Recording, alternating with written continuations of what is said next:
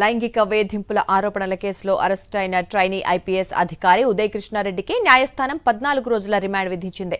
ఉప్పర్పల్లి కోర్టులో హాజరుపరచగా ఆగస్టు 11 వరకు రిమాండ్ విధిస్తూ న్యాయమూర్తి ఆదేశాలు జారీ చేశారు. కోర్టు ఆదేశాల మేరకు పోలీసులు ఉదయ్ కృష్ణారెడ్డిని చంచల్గూడ జైలుకు తరలించారు. పోలీసుల దర్యాప్తు ప్రకారం బాధితురాలితో ఉదయ్ కృష్ణారెడ్డికి ఇన్స్టాగ్రామ్ ద్వారా పరిచయం ఏర్పడిందని, అనంతరం విభేదాలు రావడంతో వేధింపులకు పాల్పడ్డారనే ఆరోపణలున్నాయి. ప్రైవేట్ చాట్స్, ఫోటోలను సోషల్ మీడియాలో బయటపెడతానంటూ బెదిరింపులకు పాల్పడ్డారని పోలీసులు పేర్కొన్నారు. నకిలీ సోషల్ మీడియా ఖాతాల ద్వారా బాధితురాలిని, ఆమె కుటుంబ సభ్యులు, సహచరులను వేధించినట్లు దర్యాప్తులో తేలిందని తెలిపారు. లైంగిక వేధింపుల ఆరోపణల కేసులో అరెస్ట్ అయిన ట్రైనీ ఐపీఎస్ అధికారి ఉదయ్ కృష్ణారెడ్డికి న్యాయస్థానం 14 రోజుల రిమాండ్ విధించింది. ఉప్పర్పల్లి కోర్టులో హాజరుపరచగా ఆగస్టు 11 వరకు రిమాండ్ విధిస్తూ న్యాయమూర్తి ఆదేశాలు జారీ చేశారు. కోర్టు ఆదేశాల మేరకు పోలీసులు ఉదయ్ కృష్ణారెడ్డిని చంచల్గూడ జైలుకు తరలించారు.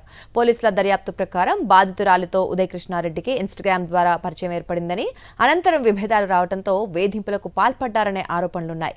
ప్రైవేట్ చాట్స్, ఫోటోలను సోషల్ మీడియాలో బయటపెడతానంటూ బెదిరింపులకు పాల్పడ్డారని పోలీసులు పేర్కొన్నారు.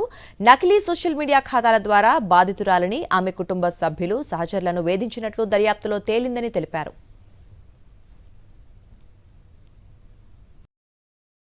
మరిన్ని అప్డేట్స్ కోసం ఛానల్ ను సబ్స్క్రైబ్ చేయండి. నోటిఫికేషన్స్ కోసం బెల్ ఐకాన్ పై క్లిక్ చేయండి.